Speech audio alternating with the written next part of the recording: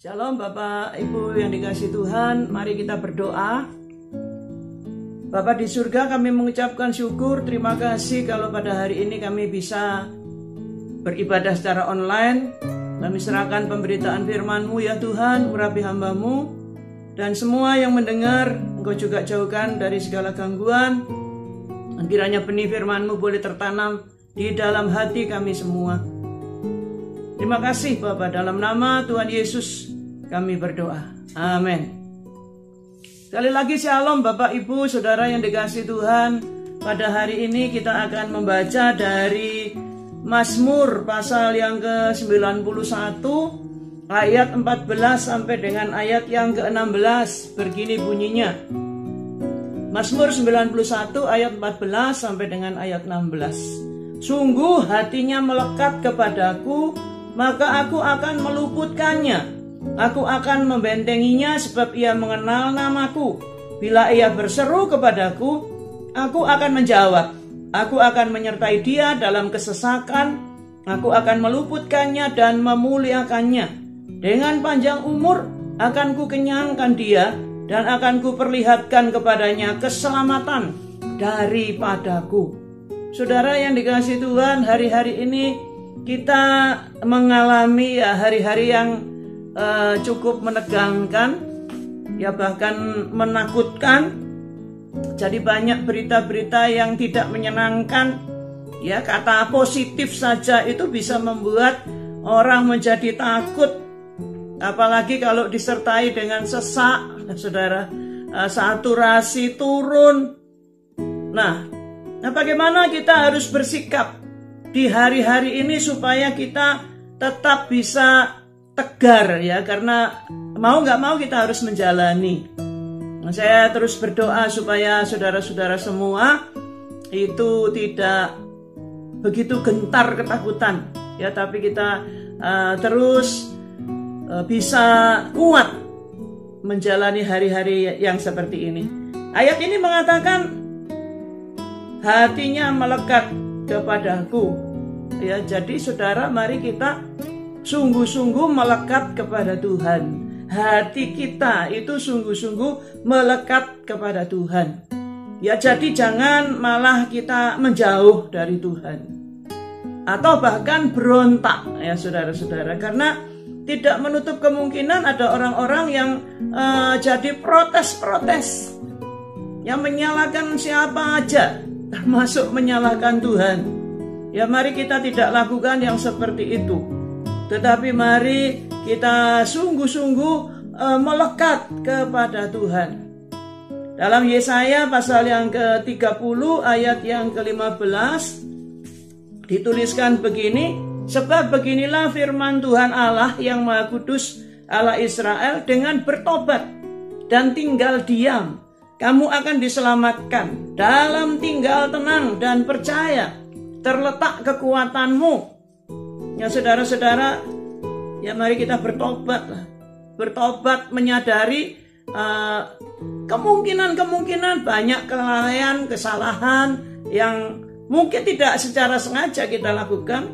Ya mari kita bertobat, minta ampun, dan kemudian tinggal diam, tidak lari, ya saudara, tidak melarikan diri. Ya maka kita akan diselamatkan. Ya, tinggal diam. Nah, saudara, kemudian dalam tinggal tenang dan percaya. Dalam tinggal tenang dan percaya itu terletak kekuatan kita. Jadi kalau saudara mau kuat, mari tenang. Rasul Petrus mengatakan kalau kita tenang itu kita bisa berdoa. Ya, dengan tenang kita bisa berdoa. Kalau kita panik kita nggak bisa berdoa. Ya, tenang dan kita percaya. Ya, percaya sungguh-sungguh kepada Tuhan. Maka kita kuat, saudara-saudara. Terletak kekuatanmu. Ya, terletak kekuatanmu. Dan memang diperlukan kekuatan, ya. Diperlukan ketahanan. Kekuatan untuk menanggung. Ya, kekuatan untuk menjalani. Ya, menjalani hari-hari yang memang cukup berat, ya saudara-saudara. Karena masalah penyakit ini pasti ada kaitannya juga dengan masalah ekonomi. Ya, kalau terus itu juga akan ada kaitannya dengan masalah-masalah sosial. Dan cukup kompleks efeknya, akibatnya. Dan mari kita terus melekat kepada Tuhan. Ya, supaya saudara kuat. Nah, saudara-saudara, supaya saudara memiliki ketahanan. Karena Tuhan itulah sumber kekuatan. Ya kalau saudara kuat, saudara bisa menguatkan yang lain. Nah, saudara-saudara. Ya khususnya untuk kepala-kepala keluarga, tolong biarlah hati saudara melekat kepada Tuhan. Supaya saudara itu kuat. Nah, saudara-saudara. Karena kepala itu akan menentukan orang-orang yang dipimpinnya. Itu yang pertama. Yang kedua adalah mengenal Tuhan, mengenal namanya. Yang melekat kepada Tuhan itu akan mengenal Tuhan. Jadi artinya begini saudara, mari kita lebih dalam lagi mengenal Tuhan. Mari kita lebih lagi menaruh perhatian kita kepada Tuhan. Karena Dia yang Maha Kuasa, Dia yang menetapkan segala sesuatu, yang tidak terselidiki keputusan-keputusannya, tidak terselami jalan-jalannya. Tapi percayalah bahwa Allah yang kita sembah adalah Allah yang Maha Kuasa. Ya, Dia Maha Kuasa. Oh saudara-saudara, coba kita lihat di dalam Ulangan pasal yang ke-8 ayat 14 sampai dengan ayat yang ke-16. Jangan engkau tinggi hati sehingga engkau melupakan Tuhan Allahmu. Biasanya orang yang tinggi hati, orang yang sombong itu merasa tidak perlu Tuhan. Ya jangan engkau tinggi hati sehingga engkau melupakan Tuhan Allahmu yang membawa engkau keluar dari tanah Mesir, dari rumah perbudakan. Ini firman untuk bangsa Israel. Dan yang memimpin engkau melalui padang gurun yang besar dan dahsyat itu dengan ular-ular yang ganas serta kalajengkingnya dan tanahnya yang gersang yang tidak ada air. Dia yang membuat air keluar bagimu dari gunung batu yang keras. Dan yang di padang gurun memberi engkau makan mana yang tidak dikenal oleh nenek moyangmu, supaya direndahkannya hatimu dan dicobainya engkau hanya untuk berbuat baik kepadamu pada akhirnya. Saudara perhatikan bahwa pada waktu Tuhan itu memimpin bangsa Israel itu keluar dari perbudakan di Mesir, tidak melewati jalan yang gampang, tidak juga melewati jalan yang singkat, yang pendek. Jadi mereka harus melalui padang gurun. Tadi diketuliskan padang gurun yang dahsyat. Nah saudara-saudara, padang gurun yang besar dan dahsyat. Ya tidak ada tanaman di padang gurun. Nah saudara, dengan binatang-binatang buas, ular, kalajengking, ya dengan cuaca ekstrim. Jadi kalau siang itu sangat panas, tetapi kalau malam di padang gurun itu sangat dingin. Dan perubahan cuaca ini pun yang ini kan bisa membuat tubuh kita itu jadi tidak kuat juga ya saudara-saudara. Dan itu padang gurun itu gersang, ya tidak ada air. Tetapi kita lihat bahwa melalui perjalanan yang sulit itu, bahkan Tuhan itu buat keajaiban-keajaiban. Dia mengeluarkan air dari gunung batu. Ini ajaib ya saudara-saudara. Jadi kalau Tuhan itu mengizinkan atau membiarkan kita berjalan pada jalan-jalan yang sulit, yang sukar, atau bahkan memimpin kita masuk pada jalan-jalan yang berat, jalan-jalan yang sulit. Salah satu di antaranya adalah di situ kita akan melihat kuasanya yang luar biasa. Ya selalu ada mujizat di jalan-jalan yang sukar. Selalu ada karya Allah yang tidak bisa kita prediksi lebih dahulu pada saat yang sulit. Untuk bangsa Israel maka Tuhan mengeluarkan air dari gunung batu. Ya, bukan dari sumber, dari mata air, dari gunung batu. Tuhan itu memberikan makanan yang dikenal oleh bangsa Israel sebagai mana, ya, butiran-butiran seperti ketumbar kalau dituliskan dalam Alkitab. Yang kemudian mereka olah menjadi roti yang rasanya manis. Ini luar biasa saudara-saudara. Itu yang Tuhan lakukan untuk bangsa Israel pada saat mereka harus berjalan keluar dari Mesir menuju negeri perjanjian, ya, yang dijanjikan oleh Tuhan akan mereka masuki, akan mereka duduki. Saudara-saudara, jadi dibuat mereka itu merasa lapar karena ada tujuannya. Di dalam ayat yang ke-16 tadi, dan yang di padang gurun memberi engkau makan mana yang tidak dikenal oleh nenek moyangmu, supaya direndahkannya hatimu dan dicobainya engkau, ya. Jadi supaya mereka itu rendah hati, bergantung sepenuhnya kepada Tuhan. Ya, tidak bisa dengan usahanya. Ya, kemana mereka bisa mencari minum, mencari makan? Itu kalau mereka tidak bergantung sepenuhnya kepada Tuhan. Ya, kadang-kadang diizinkan melalui momen-momen yang seperti itu supaya apa? Direndahkannya hati kita, gitu ya, saudara-saudara.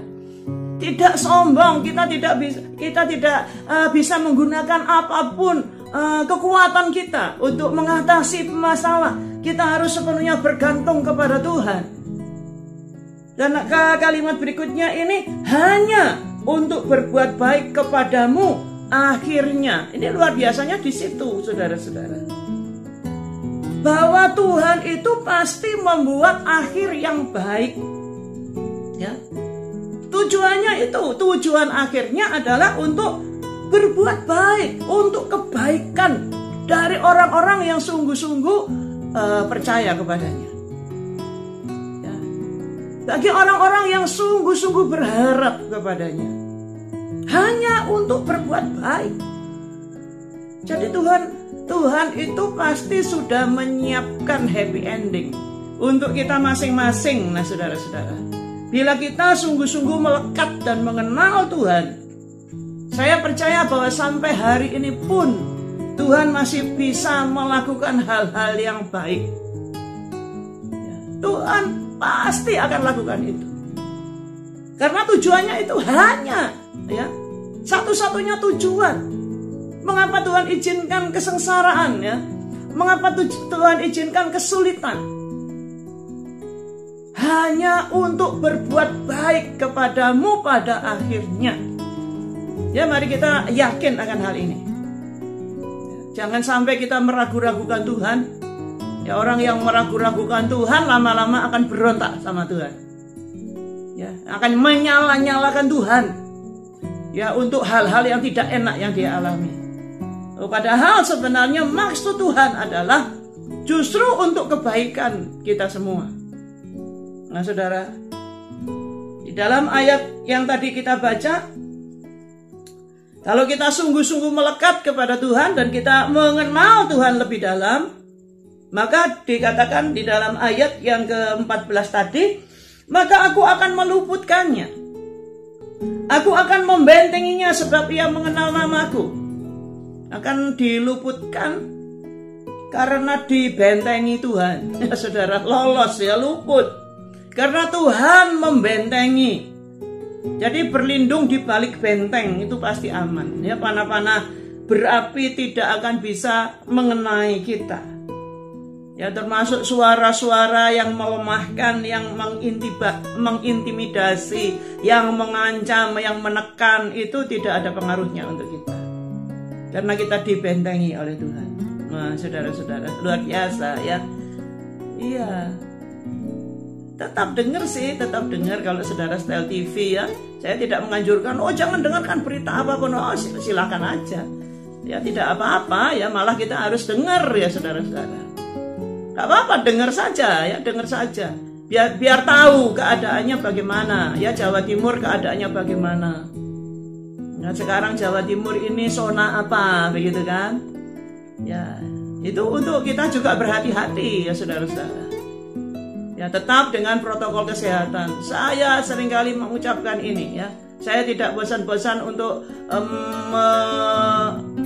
menginstruksikan, menasihatkan kepada kita semua, ya, saudara-saudara semua, jangan tidak taat. Mari kita taat dengan apa yang sudah dicanangkan oleh pemerintah.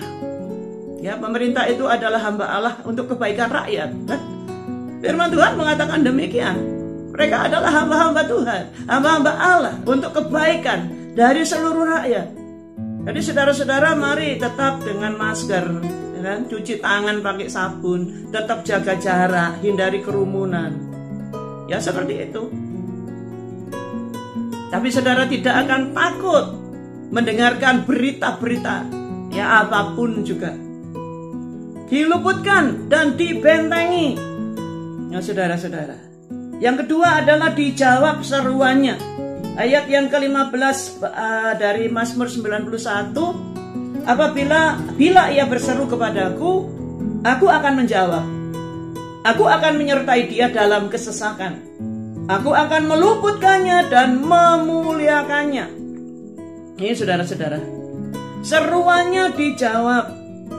Ya, doanya didengar. Tapi kemudian kalimat ini mengatakan begini, aku akan menyertai dia dalam kesesakan. Kadang-kala tidak diluputkan ya saudara-saudara. Jadi ya kalau memang tidak diluputkan ya mari kita terima. Nggak usah protes-protes, nggak usah banding-bandingkan ya diri dengan yang lain, tak apa-apa. Setiap orang itu secara unik di hadapan Tuhan, tapi Tuhan itu mengasihi semua orang. Ya, jangan saudara merasa bahwa kalau tidak diluputkan itu tidak dikasihi. Oh enggak, bukan begitu. Ya, karena di sini bila ia berseru kepadaku, aku akan menjawab. Ya, jadi aku akan menyertai dia dalam kesesakan. Jadi meskipun tidak diluputkan, tetap disertai. Doanya juga dijawab. Saudara lihat, luar biasa kan? Ya kan? Kan seperti itu. Tetap masuk di dalam kesesakan, tetapi Tuhan selalu menyertai. Dan doa orang-orang yang ada di dalam kesesakan itu didengar, dijawab oleh Tuhan. Kita lihat contoh ya saudara-saudara. Banyak kali orang itu harus mau tidak mau menghadapi. Kan? Mau tidak mau menghadapi. Ya contoh yang klasik ya Daud saja ya Daud. Ya. Daud itu sebenarnya tidak ikut perang pada waktu bangsa Israel di bawah Raja Saul itu menghadapi orang Filistin dengan pendekarnya yang namanya Goliat. Ya sebenarnya Daud itu tidak ikut karena Daud bukan termasuk tentaranya Saul, saudara-saudara. Yang ikut adalah 3 orang kakak-kakaknya. Ya, yang besar-besar itu ikut berperang, saudara-saudara. Nah, sebenarnya Daud itu nggak menghadapi, tetapi kemudian kan dia disuruh oleh ayahnya untuk pergi ke medan perang, memberikan bekal ya, kasih bekal kepada kakak-kakaknya itu dan kemudian menanyakan beritanya bagaimana. Itu akhirnya mau tidak mau kan, mau tidak mau Daud harus menghadapi Goliat. Ya artinya dia harus menghadapi lawan yang tidak seimbang, lawan yang tidak sebanding. Nah saudara-saudara, semua tentara Saul termasuk Saul ya dan staf-stafnya itu nggak ada yang berani kan. Selama 40 hari itu tantangannya Goliat. Setiap hari mereka cuman menyiapkan pasukan, saudara-saudara, kayaknya siap berperang. Tetapi tantangan dari seorang pendekar Filistin itu membuat mereka lari ketakutan. Dan bagaimana Daud yang akhirnya mau tidak mau juga harus ya. Oh, dia merasa tidak tahan karena si Goliat ini menghina-hina barisan Israel. Yang Daud katakan ini barisan dari Allah yang hidup. Ya, kenapa orang yang tidak bersunat itu menghina-hina itu saudara. Lawan yang tidak seimbang. Saul pun pesimis. Ya, kamu tidak mungkin bisa mengalahkan Goliat. Dia itu sudah dari masa mudanya menjadi seorang prajurit. Ya, kamu ini, nah saudara-saudara. Ya memang Daud sih tidak pernah punya pengalaman mengalahkan orang ya, musuh. Dia punya pengalaman mengalahkan singa dan beruang pada saat dia mengembalakan kambing domba ayahnya. Tapi saudara lihat bahwa orang yang disertai Tuhan, ya karena Tuhan menyertai dia, itu akan menang menghadapi lawan yang jauh lebih berat, ya, lebih besar, lebih kuat. Ya, itu akan menang. Jadi saudara-saudara, kalau di sini dikatakan bila ia berseru kepadaku, aku akan menjawab. Aku akan menyertai dia dalam kesesakan. Maka percayalah bahwa sekalipun harus melewatinya, itu kalau hati kita sungguh-sungguh melekat kepada Tuhan, dan kita sungguh-sungguh belajar untuk lebih dalam mengenal Tuhan, maka saudara akan mengalami kemenangan. Ya, seperti Daud mengalahkan Goliat. Nah, saudara-saudara, aku akan meluputkannya dan memuliakannya. Mungkin kalau yang di sini ini luput itu bukan berarti tidak menghadapi persoalan itu, ya, tetapi luput dari kekalahan, ya, katakanlah begitu. Tidak akan kalah. Orang yang disertai Tuhan itu akan selalu menang. Ya, selama kita disertai Tuhan, maka kita akan selalu menang menghadapi masalah apapun juga. Mari hati kita melekat kepada Tuhan, ya. Ini saatnya lebih dekat lagi kepada Tuhan. Ya. Ini saatnya secara pribadi kita datang kepada Tuhan. Karena memang masih belum memungkinkan untuk ibadah bareng, ya, saudara-saudara, di gereja. Ya, jadi mari kita menggalakkan itu persekutuan di dalam keluarga, di rumah masing-masing. Di rumah masing-masing. Ya, dan yang ketiga, diberi panjang umur. Ya, dengan panjang umur akan ku kenyangkan dia, dan akan ku perlihatkan kepadanya keselamatan daripadaku. Ya, saudara-saudara, panjang umur dikenyangkan, ya, dikenyangkan. Dengan panjang umur akan ku kenyangkan dia. Kenyang ini selalu konotasinya itu puas, saudara-saudara. Jangan kita konotasikan kekenyangan makan, begitu enggak. Kenyang itu artinya hidup yang puas, ya, hidup yang dipuaskan, dan ada jaminan keselamatan kekal di dalam Tuhan Yesus Kristus. Kalau hati kita melekat kepada Tuhan, dan kita semakin dalam mengenal Dia, sehingga kita tidak ragu-ragu dengan semua keputusan, ya, yang Tuhan ambil. Karena kalau kita mengenal Dia, lebih dalam mengenal Dia, meskipun keputusan Tuhan itu, ya, pada hari-hari ini mungkin tidak cocok dengan apa yang kita harapkan, nah, saudara, kita tetap tidak akan menjadi seorang pemberontak. Dan ada bagian-bagian yang indah yang Tuhan siapkan untuk orang-orang yang sungguh-sungguh hatinya melekat kepada Tuhan, dan yang mau sungguh-sungguh mengenal Dia dengan lebih dalam.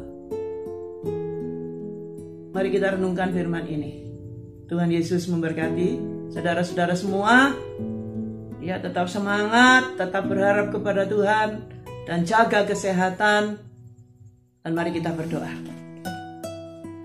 Terima kasih Bapa, apapun yang terjadi, Engkau tetap Allah kami yang sungguh sangat baik. Karena rencana-rencanamu sungguh adalah rencana yang indah, ya Tuhan. Semuanya untuk kemuliaan nama-Mu, supaya kami boleh bersaksi bahwa sungguh Engkau tidak pernah mengecewakan. Tolong lindungi kami semua, segenap sidang jemaat, ya Tuhan. Yang terganggu kesehatannya Engkau segera sembuhkan. Engkau tolong juga negeri kami, bangsa kami. Oh Bapa, Engkau tolong apa yang diupayakan oleh pemerintah, ya Tuhan, untuk vaksin, ya Tuhan, untuk penyediaan sarana-sarana yang diperlukan juga Tuhan berkati.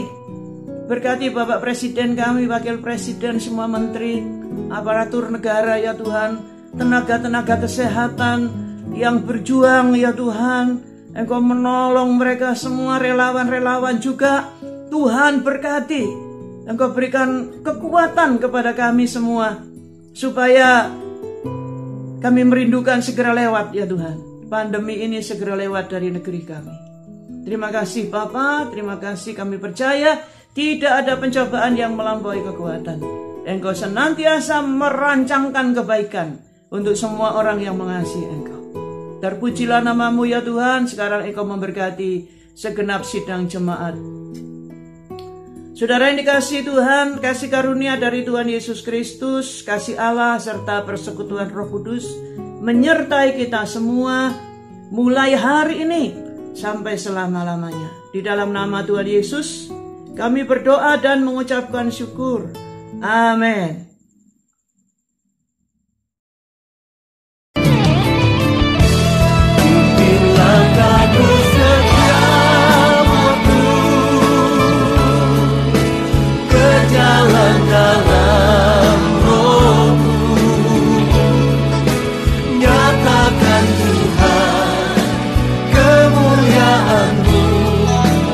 Berjalanlah denganmu, pimpin langkahku setiap waktu, berjalan dalam Roh-Mu, nyatakan Tuhan kemuliaan-Mu, dan berjalanlah denganku. Nyatakan Tuhan kemuliaan-Mu, dan berjalanlah denganku.